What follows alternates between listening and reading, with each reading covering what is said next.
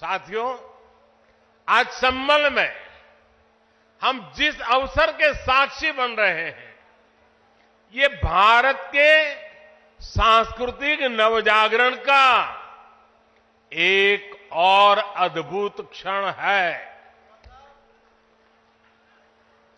अभी पिछले महीने ही 22 जनवरी को देश ने अयोध्या में 500 साल के इंतजार को पूरा होते देखा है। राम लला के विराजमान होने का वो अलौकिक अनुभव, वो दिव्य अनुभूति अब भी हमें भावुक कर जाती है। इसी बीच हम देश से सैकड़ों किलोमीटर दूर अरब की धरती पर अबू धाबी में पहले विराट मंदिर के लोकार्पण के साक्षी भी बने हैं। पहले जो कल्पना से भी परे था, अब वो हकीकत बन चुका है। और अब हम यहां संभल में भव्य कल की धाम के शिलान्यास के गवाह बन रहे हैं। भाई और बहनों, एक के बाद एक ऐसे आध्यात्मिक अनुभव, सांस्कृतिक गौरव के ये पल हमारी पीढ़ी के जीवन काल में इसका आना, इससे बड़ा सौभाग्य क्या हो सकता है। इसी कालखंड में हमने विश्वनाथ धाम के वैभव को काशी की धरती पर देखा है, निखरता हुआ देखा है।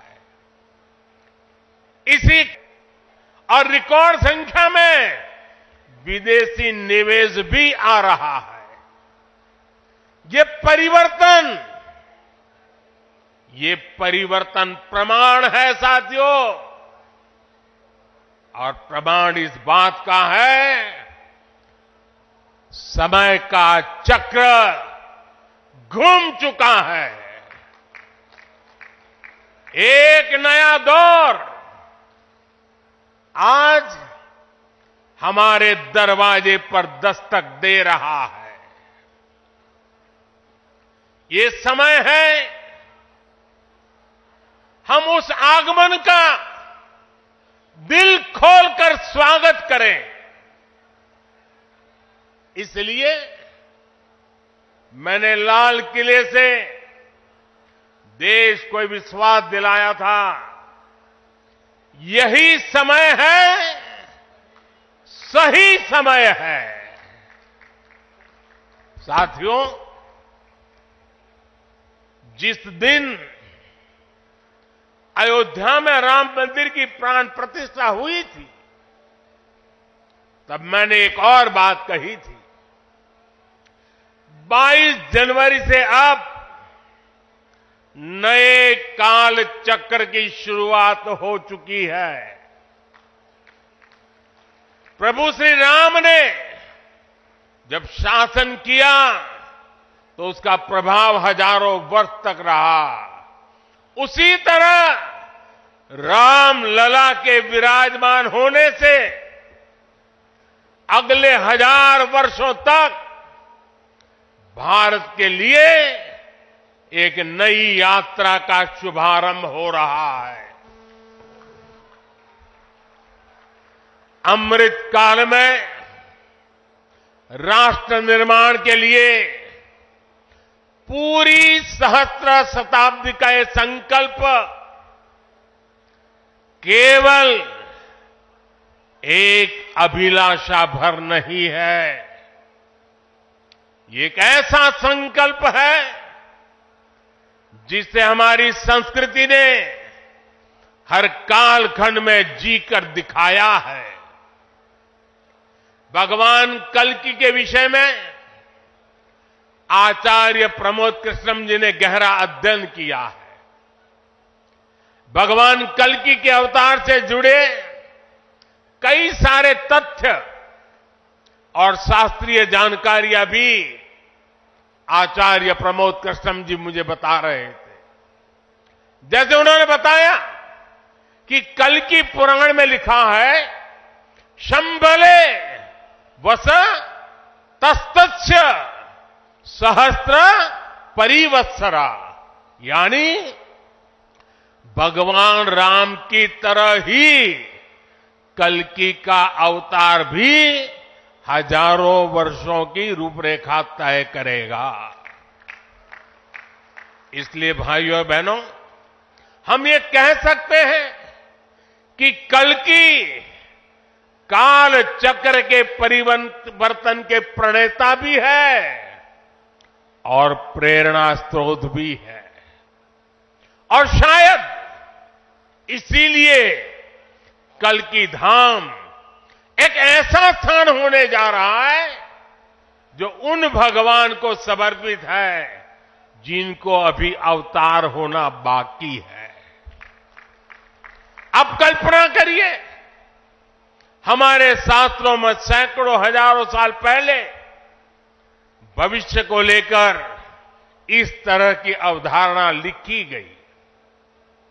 हजारों वर्ष बाद की घटनाओं के लिए भी सोचा गया। ये कितना अद्भुत है। और ये भी कितना अद्भुत है कि आज प्रमोद कृष्णम जैसे लोग पूरे विश्वास के साथ उन मान्यताओं को आगे बढ़ा रहे हैं, अपना जीवन खपा रहे हैं। वो भगवान कल्कि के लिए मंदिर बना रहे हैं, उनकी आराधना कर रहे हैं। हजारों वर्ष बाद की आस्था और अभी से उसकी तैयारी, यानी हम लोग भविष्य को लेकर कितने तैयार रहने वाले लोग हैं। इसके लिए तो प्रमोद कृष्णम जी वाकई सराहना के पात्र है। मैं तो प्रमोद कृष्णम जी को एक राजनीतिक व्यक्ति के रूप में दूर से जानता था, मेरा परिचय नहीं था। लेकिन अभी जब कुछ दिन पहले मेरी उनसे पहली मुलाकात हुई तो ये भी पता चला कि वो ऐसे धार्मिक आध्यात्मिक कार्यों में कितनी मेहनत से लगे रहते हैं। कल्कि मंदिर के लिए इन्हें पिछली सरकारों से लंबी लड़ाई लड़नी पड़ी, कोर्ट के चक्कर भी लगाने पड़े। वो मुझे बता रहे थे कि एक समय उन्हें कहा जा रहा था कि मंदिर बनाने से शांति व्यवस्था बिगड़ जाएगी। आज हमारी सरकार में प्रमोद कृष्णम जी निश्चिंत होकर इस काम को शुरू कर पाए हैं। मुझे भरोसा है कि मंदिर इस बात का प्रमाण होगी कि हम बेहतर भविष्य को लेकर कितने सकारात्मक रहने वाले लोग हैं। साथियों, भारत पराभव से भी विजय को खींच करके लाने वाला राष्ट्र है। हम पर सैकड़ों वर्षों तक इतने आक्रमण हुए। कोई और देश होता, कोई और समाज होता तो लगातार इतने आक्रमणों की चोट से पूरी तरह नष्ट हो गया होता।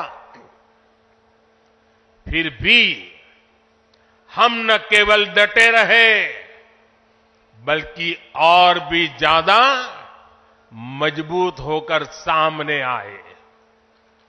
आज सदियों के वो बलिदान फलीभूत हो रहे हैं। जैसे कोई बीज वर्षों के अकाल में पड़ा रहा हो, लेकिन जब वर्षा काल आता है तो वो बीज अंकुरित हो उठता है।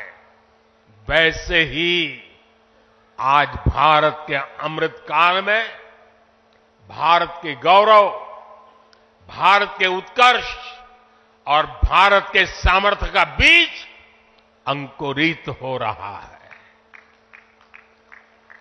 एक के बाद एक हर क्षेत्र में कितना कुछ नया हो रहा है। जैसे देश के संत और आचार्य नए मंदिर बनवा रहे हैं, वैसे ही मुझे ईश्वर ने राष्ट्र रूपी मंदिर के नवनिर्माण का दायित्व सौंपा है।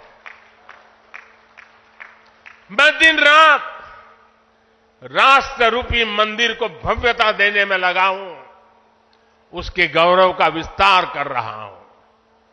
इस निष्ठा के परिणाम भी हमें उसी तेजी से मिल रहे हैं।